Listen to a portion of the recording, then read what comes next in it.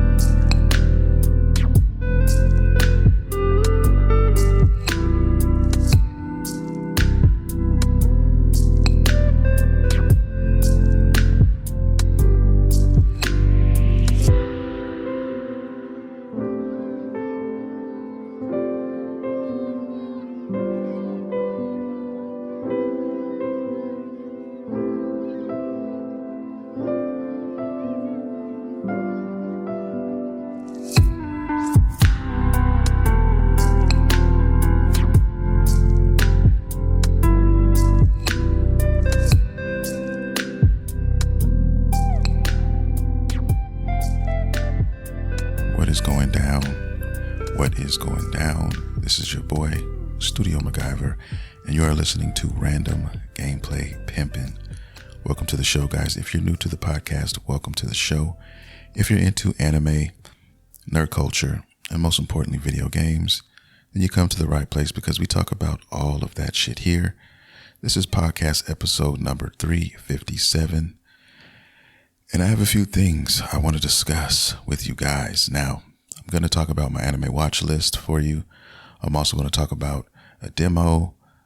I'm also going to talk about the elephant in the room, which is Dragon's Dogma 2. So we're going to get into those things today, and let's get started. First, let's go with my Anime Watchlist. This is something I do to the new listeners.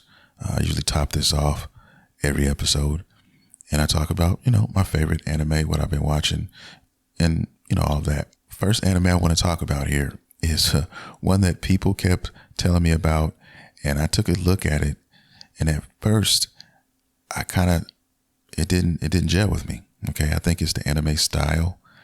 It kind of has this storybook, toddler art style, but don't let that fool you. Okay, and I was wondering because I looked it up on Crunchyroll and it was really popular. Lots of people was watching it, and it's called Ranking of Kings. And it's about this prince who is, young child, and he has a younger brother, and the prince himself is deaf. Okay. He was born deaf, and he didn't have a lot of strength. Okay. He was pretty weak, and so on and so forth. So a lot of people in the village didn't want him to become king. Okay. Because they felt that he wasn't going to be able to take up that mantle, if you will. So when the king dies, that's when the shit starts. Okay. It's an adventure of a lifetime, so to speak. It's a lot of stuff that goes on here. I really enjoyed it, man. I really enjoyed it. I didn't finish it all. I watched the first season. I think there's about 34 or 35 episodes right now.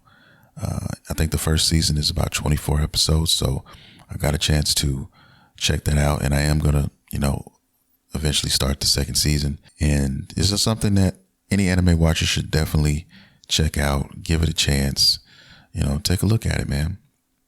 But yes, it's called Ranking of Kings. There's so much more that goes on here, but it's definitely got a violent twist to it. And that's the part that's kind of jarring. But at the same time, it's kind of like a beautiful combination.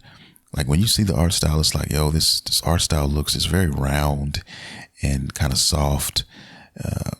Like I said, you'd see it in some children's books. It's that kind of art style. But when you watch it play out, it's got a violent twist to it. So there's blood, there's death, there's a lot of these things incorporated into it as well. Not over the top, but enough to kind of have you asking like, wow, okay, this is different. I like where they're going with this. It's got a realness to it that I think people should definitely check out. But enough of that. I just want you guys to go, take a look at it. It's on Crunchyroll. I don't know I don't know where else it's going to be shown, but definitely check it out on Crunchyroll for sure. Ranking of Kings. The next anime I want to talk about is a really good one. It's another one of those kind of romantic slice of life type of stories. And I really love these anime. I really have found myself addicted to these type of shows. And this one goes by the name of My Love Story with Yamada-kun at level 999. This story is about two gamers, okay, who play this game, this popular game, I guess, and they meet online, of course, as players. And one, which is the male character, he's like super good at the game, and like I said, his rank is just OP. So he just goes around just fucking around. He's done everything there was to do in this game. The female in this is kind of new to the game, and she's just trying to find her way, her character right, and she wants to learn more about the game. So eventually they end up meeting up through a group community. Okay. And this is one cool thing I liked about the game as well. I mean, about the anime, because, a lot of people who play these games, these online games, they build up a kind of a friendship or a kinship online. And then they eventually say, you know what, let's have a date night, so to speak. Let's have everybody meet up on a Tuesday and let's, meet who we've been playing with, get to know each other. And that's what they did. So, they met up, their guild, so to speak, met up, the group. And there's a few people in this guild, and they all have different personalities, and they're all different ages. One guy is like an older guy, he's bald, and, he's been around for a while, and he loves to play games, right? And then there's another character who's a young girl, and she's, I think, maybe 13 years old or something like that. She's really young, and she's, really loving the game. And then you have the two main characters, and they are playing the game. Now, what makes the story also interesting is the fact that the girl is, I think, 19 years old or 20, and the guy is like 18, I think. So he's a little bit younger than her, but she's beautiful. He's a beautiful person, but he doesn't know it, right? He's this tall, kind of handsome kind of dude who doesn't have experience with women, with girls, but girls are always flocking to him, right? Girls are always on his jock. They're always trying to let him know that they like him, and he's kind of oblivious to it. He doesn't realize it. He thinks that, he's not really worthy. He doesn't have a high opinion of himself. You kind of see that in the game because he's kind of an emo kind of character. He's to himself. He's an introvert most of the time, and he doesn't talk a lot. And that's kind of what happens. But yeah, it's a dope anime. You go through this story. It's a love story underneath it all. Okay.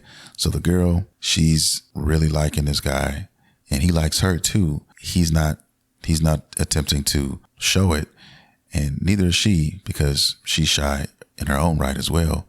And it's kind of like the process of how these two become closer, and eventually realize, that they're kind of made for each other. I just never thought I'd fall for these type of anime, because I'm a shonen guy. I love action. I love, all the Dragon Ball, Naruto, and, all the top tier shit, Demon Slayer, One Punch Man, all that cool shit, right?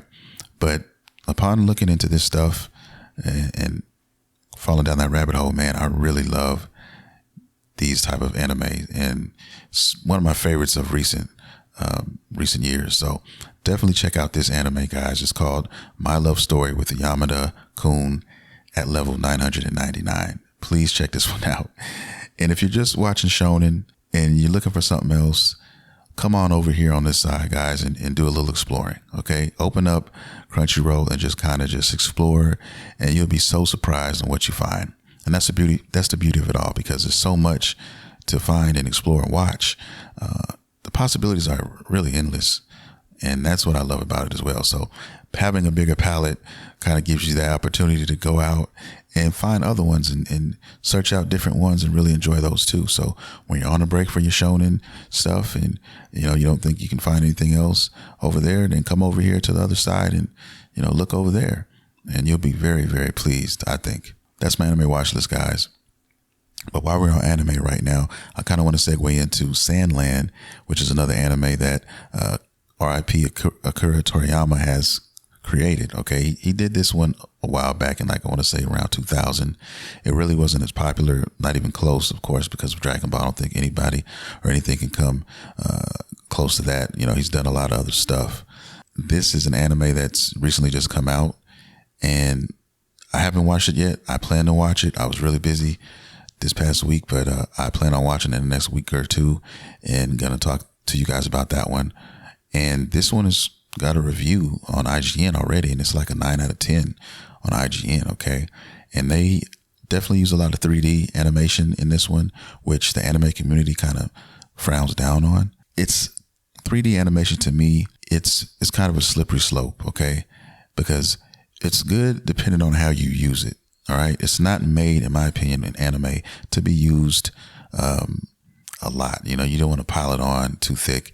If you do use it, you want to use it in just certain instances. But some people go really batshit crazy with it, and it just gets overused, and it just takes away from the experience. Personally, in my opinion, I'm just always going to be an animation guy, original animation guy, and a lot of the old school animes and stuff like that. It has a charm to it, and it's just really good, especially when you have a good studio doing it. So I don't think nothing or anything can replace that. But there are some instances where 3D animation is pretty cool to use. And apparently this is one of them. Okay. So I'm assuming an anime fan was the one who was reviewing this. I hope that's the case, that they understand, about the 3D situation and how that's going on. They did mention it in the article. So I'm assuming they did, or they are anime fans. But I'm going to have to take a look at it and judge for myself. They said that it was used in a way that was meant for this type of anime. And I'm going to find that out. But just wanted to bring that up. And also, while I'm talking about Sandland, and I also want to talk about the demo. There is a Sandland demo out right now on PlayStation. I think it's also on Xbox and wherever else it's going to be played on. I think it's Xbox. I won't even say PC, but for sure it's on PS5. I've played the demo. I haven't played it extensively, but I have tested it out. And so far, so fucking good, man. The game looks really nice. The graphics are crispy. The animations are dope. It really pops, the art style, all that type of stuff. And the amount of vehicles and, what I'm saying, you have at your disposal is crazy. And I can't wait to see what else is out there and get into the customization and stuff like that when I do pick up this game. I think I talked about this game 2 weeks ago with you guys a little bit. There was an extensive trailer, gameplay trailer, and they showed a lot of gameplay and a lot of the different things you can do with this title. And it's really amazing. It's really quite dope. And I love seeing Toriyama's art style come to life and in any kind of form. That's why I'm going to watch this anime, and that's why I can't wait to play this game eventually. So yeah, I'm anxious to see what the story is. I'm told it's a nice little short story, but it's an enjoyable one. So definitely looking forward to checking that one out, and I'll definitely keep you guys posted when I do. And when the game comes out, I think it comes out April 25th or April 26th. I probably won't be playing that one day one. I'm just being honest with you guys. It'll probably be something like Stellar Blade first, but I eventually will pick this game up and play it. Now, speaking of games, I do want to talk a little bit about, well, I'm going to talk about Dragon's Dogma 2 because I've played it extensively and I want to talk about that. But before I get on that, I want to talk a little bit about Rise of the Ronin as well. Okay. Now, I haven't gotten this game yet, but this is definitely going to be purchased in the next month or so. After I finish Stellar Blade is probably when I'll tackle that one. But yeah, I saw an extensive hour and a half of gameplay. Some guy had it early a little bit and he was playing it. He played the first hour and a half of the game. A lot of people give this game a hard time about the graphics. If that's how you feel, if you're a graphics buff and all of that, I mean, ain't more power to you. But as far as the gameplay is concerned, this game is a fucking fantastic game. Okay. Yes, the world isn't as beautiful as something like a Ghost of Tsushima. And a lot of people, hold their feet to the fire behind that because it's a PS5 game and they feel that, Ghost of Tsushima was a PS4 game and they should have at least got to look into that standard. And you have to understand as well, different studios do things differently. And sometimes emphasis is put on certain things more than others. Now, I'm not making excuses here. I'm not trying to sound like that. But at the same time, if you look at the whole game in its entirety, it is a awesome game from what I saw. That hour and a half, that first hour and a half of gameplay that I saw is more than I needed to see to tell me if I would have bought that besides Dragon's Dogma, I would have been a very happy boy as well. So I'm not advocating, anybody just kiss the game's ass or anything like that. But from what I saw, the game looks awesome, and I cannot wait to play that game as well. There's a lot of dope mechanics in this game that I could definitely sink my teeth into, and I'm looking forward to playing this game eventually. It's a PlayStation exclusive, and like I said, if you don't believe me, just go check it out. There's a lot of cool stuff. There's a lot of mixed reviews on it too. There's people you'll find that say they don't recommend the game, but then you'll find others that do. Okay, case in point, Fect Your Life is a guy that I watch a lot. He does a lot of RPGs and open world type stuff. And he gave it like an 85, you know what I'm saying? 85%. And, watching his review is some of the same things he was saying about it is what or why I would like the game and why I would play the game. Okay. Cause I'm a gameplay type of person first. Graphics don't necessarily have to be tip top. I mean, Wulong Fallen Dynasty was not all that in graphics. Okay. But it was one of my favorite games. It's actually my favorite Team Ninja game. All right. And they've done a lot. And Neo 2 is fucking awesome. And I like that more than Neo 2. And that's saying something. So I'm looking forward to playing this one. And hopefully this one may have a chance to pass that up. And we'll see. Because I'm not, the mystical monsters and stuff like that, that's cool. Don't get me wrong. The Dark Souls type of, tone to it, it's all good. But I'm more of a grounded type of person as far as, enemies and stuff is that concerned. So that's why I'm kind of interested in this as well. Plus, it's got a huge history backdrop on feudal Japan and everything that went on in that time frame. And I'm a huge sucker for the Japanese backdrops and the history and things of that nature. So that's probably another reason why I'm really anxious in playing this. And it like I said, everybody has their own flavor. I've heard somebody say the other day that they didn't like the times or the time period that most fantasy RPGs are taking place in, with the swords and the armor and all those things, the dragons. They don't like it. And that's that guy's preference, more power to him. So it just depends, what you're into. And I think I'm going to have a lot of fun playing Rise of Ronin, and you'll hear it from me when I do start to play that game eventually. It might be a month from now, 2 months from now, but whenever I do, I'm definitely going to be bringing it up and just give it a chance if you guys are looking for something to play. And if you have to choose between Dragon's Dogma 2 or Rise of the Ronin, because they both came out on the same day, then you can't go wrong with either one, in my humble opinion. So I wanted to just talk about that really quick. And now I'm going to talk about the game that a lot of people are talking about. Okay, there's some shitty things being said about it. I'm going to dive into that as well. But most people who are true gamers and just want to play some dope shit, most of these people are saying, hey, the game is awesome, okay? You got an 86 right now on Metacritic. You got an 8 out of 10 on IGN.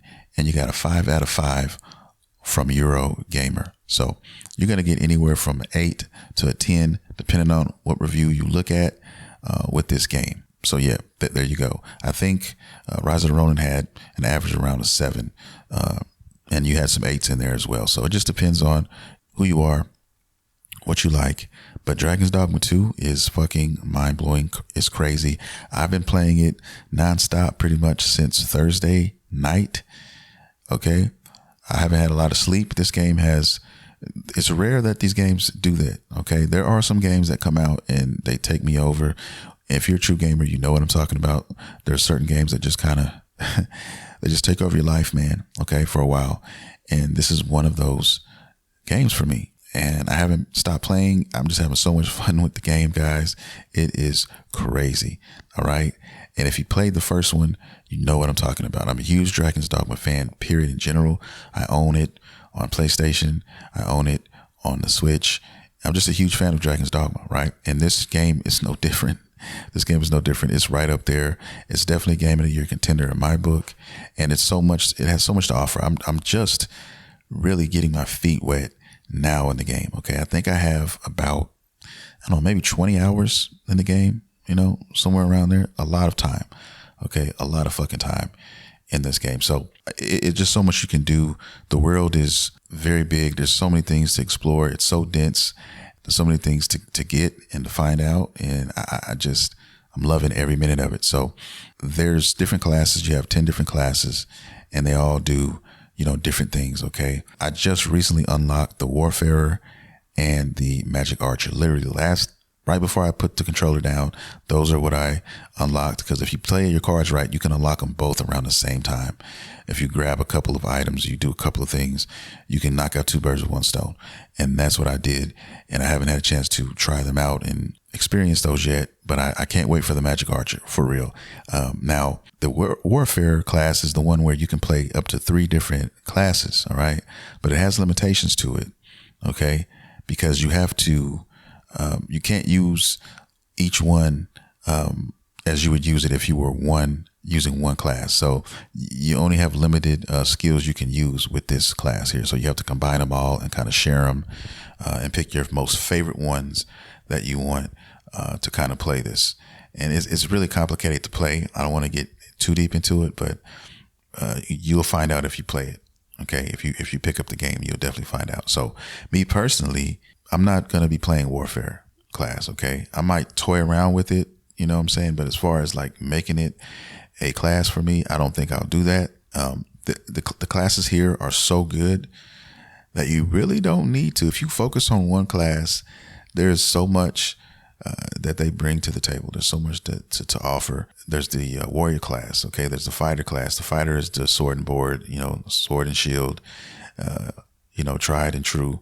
Can't go wrong with that. They all have awesome moves. They all have their own flavor to them, right? My favorite class in the game though is Thief, the Thief class, which if you played the first Dragon's Dogma, you know that it's pretty much the assassin class, the strider class, mixed together, all the best stuff. Okay. This is a God tier class in my opinion, guys. I mean, I'm not fucking lying to you. There's these moves that you can find from different people in the world, and they're masters of that class. And if you find them and do their quests and stuff, they will give you or teach you the ultimate move, okay, for that class. And for each class, I think there's one or two, at least one for each one, but there are 2 for some as well. So the assassin class has 2 of them. The one I found that I discovered, oh my God, man. I mean, it basically makes you invincible, okay, as long as you have stamina. All right. So when you activate it, you have this black mist floating around your body. And no matter what happens offensively, whether it's a spell or a fucking physical attack, you cannot fucking be hit. Now, usually for these type of moves, it's just physical only. But no, this is period. Okay. If you try to put me to sleep, if you try to do anything to me, right? Any kind of harm whatsoever, it will not connect. You will basically just fucking instant transmission over to the other side. And it is awesome to use. Plus, what makes it so fucking OP is the fact that the stamina gauge, when it depletes as you have it activated, it's very fucking slow. So the more stamina you have, you can literally just have this on at all times. Okay. And just keep rocking out and just be invincible for the most part. And I found this out a crazy way where I was exploring in an area that I really wasn't necessarily supposed to do. Because, you can get this stuff whenever you want. It's like there's no time where it says, hey, you can't go here yet. You pretty much can explore how you want to. And I got this kind of early in the game. And I went out with my group and we stumbled upon this camps. Okay. It was abandoned camp and they were fucking slapping hard as fuck. Okay. They had bows, they had all kinds of shit and they were hitting so hard. They were like, they were 2 and 3 piecing my group. Okay. And they were falling and I couldn't fend them off, So I said, you know what? Fuck this. I'm activating this ultimate skill. And I activated the skill, guys. And when I did, they killed all my pawns. Okay. I wasn't able to to resurrect him because the bullets, not the bullets, but the fucking arrows were coming all over the place. Everybody was swinging at me, and I had my shit active, but I was so busy dodging and then fighting, I didn't have time to revive anybody. So I eventually killed everyone in that bandit camp. Like, I think I killed I want to say 20 people. Okay. And they were definitely over leveled for me, but I ended up getting it done. And slowly but surely, everybody kept falling one by one by one. And by the time I finished the last bandit, I looked around and my pawns and KO'd for so fucking long that they eventually they couldn't be brought back. So I had to finish the mission solo, Johnson, by myself. And I get there, and finally, luckily, I had some help.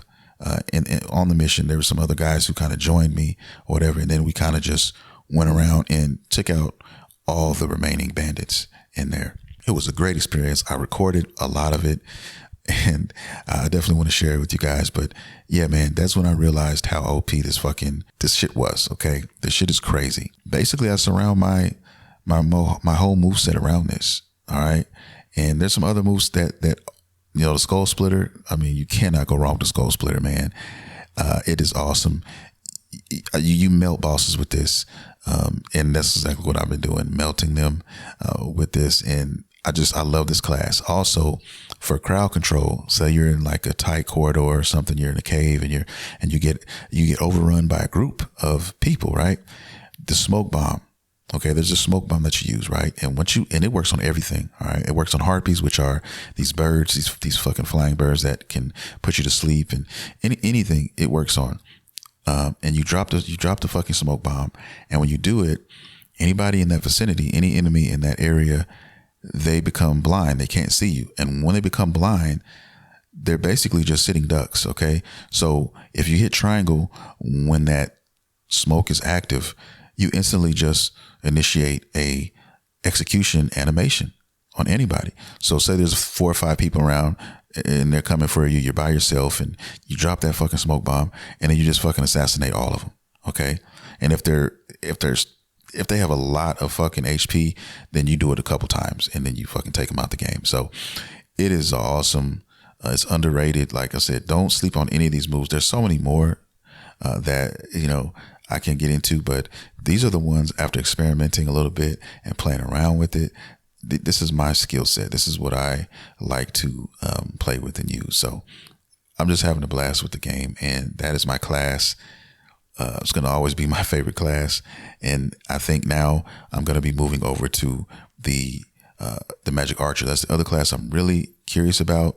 I tried the Mystic Spear Hand and that was okay to me. A lot of people really like that one, but I'm kind of gravitating towards the other one, the Magic Archer. I've already maxed out my Thief class already. I've got it ranked 9. I've got unlocked all the shit for it. So that one is there, done. Okay.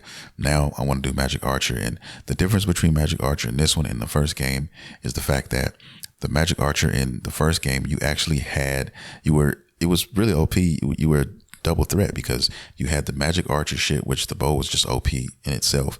And then for physical damage, if anybody got close to you, guess what? You were switching over to the daggers and you would take them out that way. So this one here is just the bow only. It's only the bow, and it basically tells you, look, you're going to have to use the bow and you're going to be a bow kind of player if you want to play this class now. So a lot of people are kind of mad about that. They wanted to have the other weapon with it, the daggers, but it is what it is. But when I've heard people talk about the Magic Archer class as well, I hear them talking about a lot of cool things about it. And they say that, I don't need anything else with this.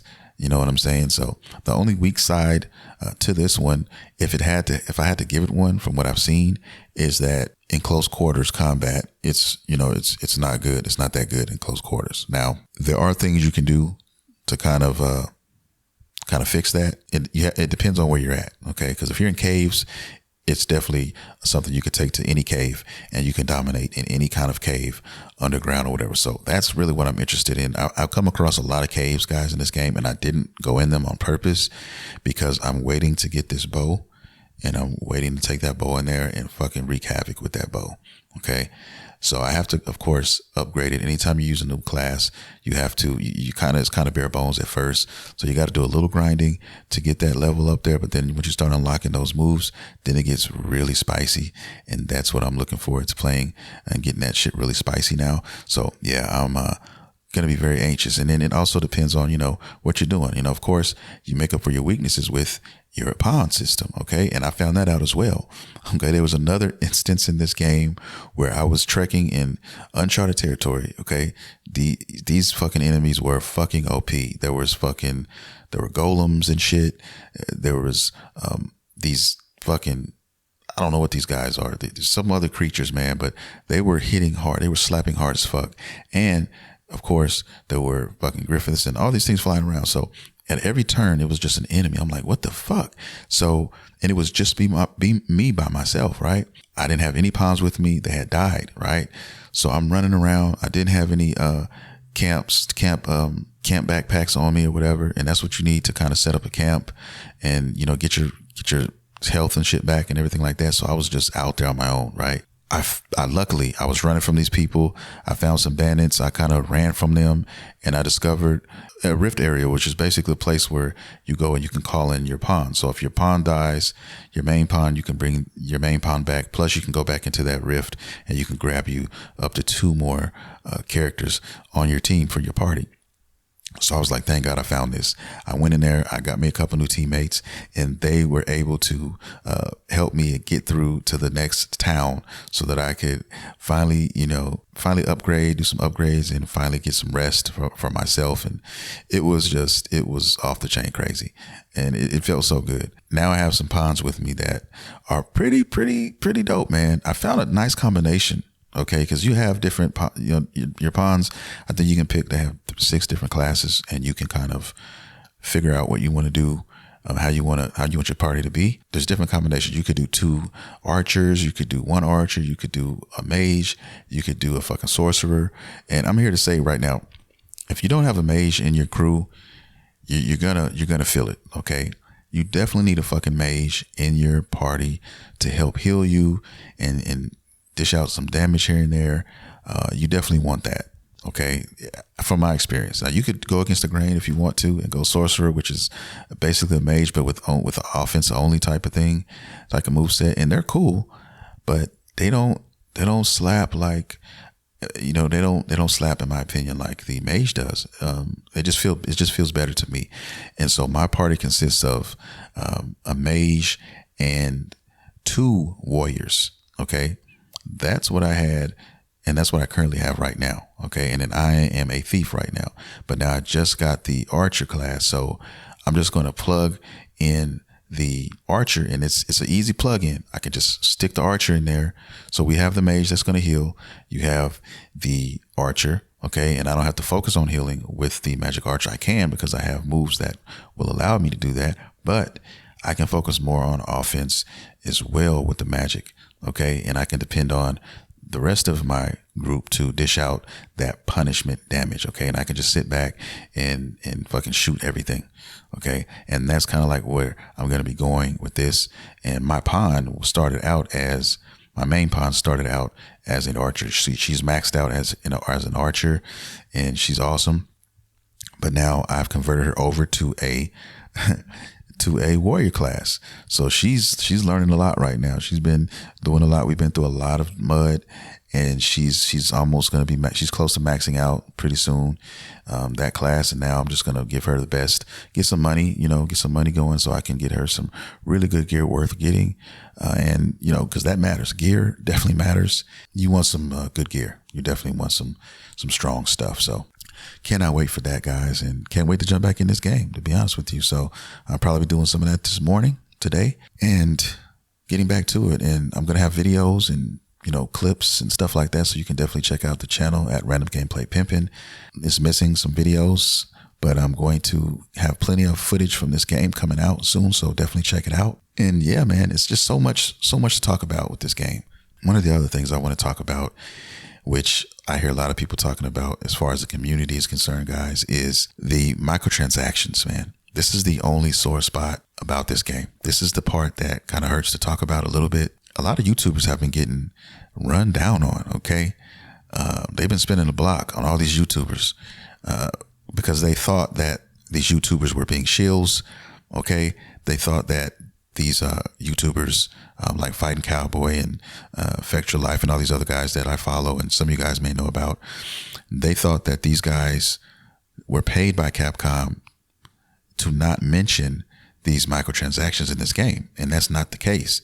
So you have all these other people who are coming out here with their pitchforks and shit like that and talking down on these YouTubers, man, and they don't know what the fuck they're talking about. All right. And to the point where these people had to fucking do videos about it to address the shit, man. And anytime you have to do that, it's just a shame. It's just people just doing too much, man, in my opinion. They're just doing too much.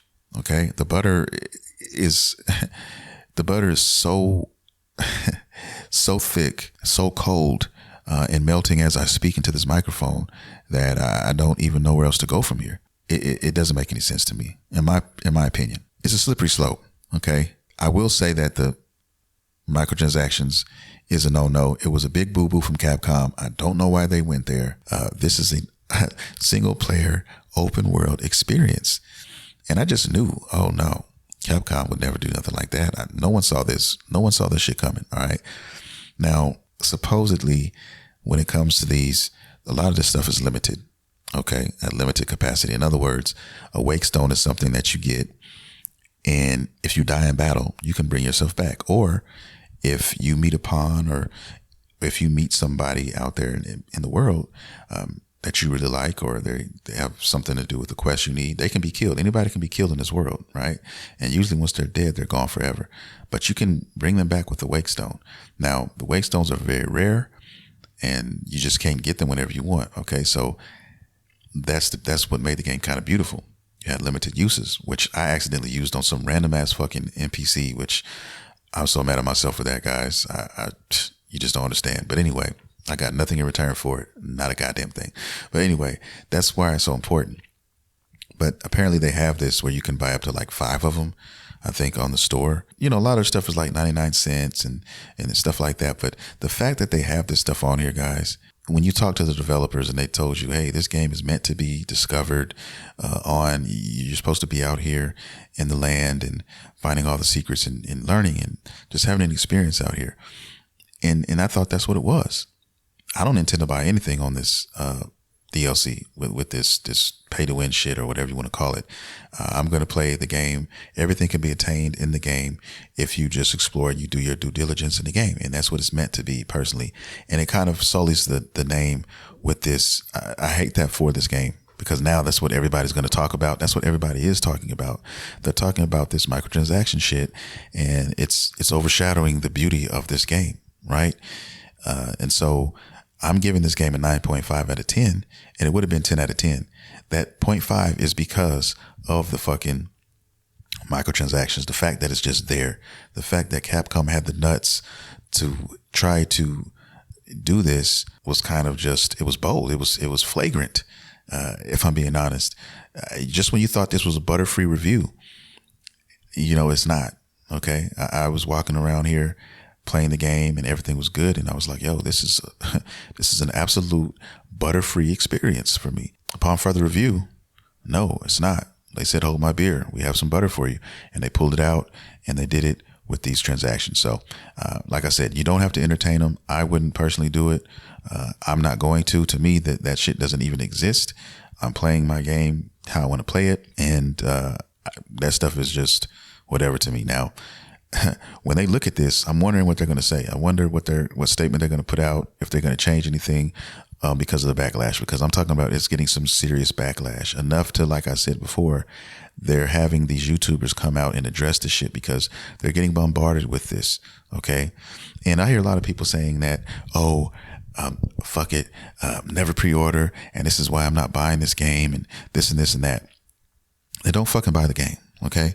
Because the most of us who are looking forward to this game or any other title out there, guys, if you want to play it, you're going to fucking buy it. Okay. You're not going to care what other people say.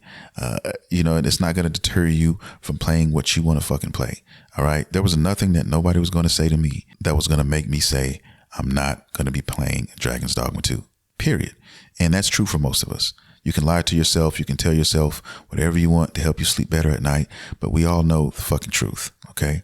And that's what it is. So all that bullshit and these people talking about they don't want to play the game and they're not buying it and all that. If they want to play it, they're going to fucking buy it. All right. These are people who probably weren't planning on playing it anyway. And they wanted to fucking talk shit on the game. And that was their reason. Okay. To finally find something, a chink in the armor and say, okay, we're going to talk about this. Or you have the other people that want to talk about, okay, the 30 frames thing and talk about that. And, you know, to me, I'm cool at 30 frames. I'm having a blast with the game. I've been playing it. I've been loving it. I don't see any difference. My eyes have adjusted to it, you know, graciously. So I'm good. Now, the PC players, they're having issues. A lot of these PC players are having issues with the game because of the PC. Okay, let's just keep it real with each other. PC has issues with a lot of these games that convert over here. It's like rolling craps. It's like rolling fucking dice when you have a PC. Even if you have all the best shit, you're not promised to play some of these games. All right, they're unplayable, and that's the sad reality of it when you're talking about PC. And the PC people are, you know, jumping down the game's throat because of that. You know, but when you're dealing with PCs, guys, you're dealing with so many different combinations of rigs. Okay, so many different things under the hood. What are you going to fucking do? What are you going to do? It's so complex. It's crazy. Now, I'm going to go ahead and wrap up this podcast, and I'm going to leave it at that because my 3-year-old daughter, Yuri, just walked in here. Oh, that's the name of my pond, by the way. And I was fearing that this was going to happen. She's been sleeping. Her sleeping regimen has been crazy, guys. All right. And she just won't sleep. For an extended period of time. She won't do it. What, babe? Okay, I'll make you something to eat in a minute, okay? Let daddy finish recording and I'll make you something, okay? Okay. Okay, go sit down, daddy's coming. All right? All right. Anyway, guys, I'm gonna leave this in the podcast just so you guys know it's not always easy putting out content. It's not always easy doing this shit. And she just basically said, okay, Dad, we're going to wrap this shit up and we're going to do it now because I'm hungry. All right. So it's almost 6 a.m. You see what I'm saying? So that's what I'm trying to explain to you guys. But anyway, I love you guys so much. I'm going to get out of here, man. And yeah, I hope you enjoyed the show. If you're new to the podcast, guys, come back, please. We do this every Monday, same bat time, same bat channel. And check out my handles, guys. Check out my YouTube channel at Random Gameplay Pimpin. Check me out on X at Studio MacGyver or at Random Gameplay Pimpin', and check me out on Instagram at Studio MacGyver as well. So with that being said, guys, I'm going to bow out gracefully. I love you guys very much, and I'll see you guys next week, man. I'm going to go make her something to eat and play some Dragon's Dogma 2. I love you guys. See you next week.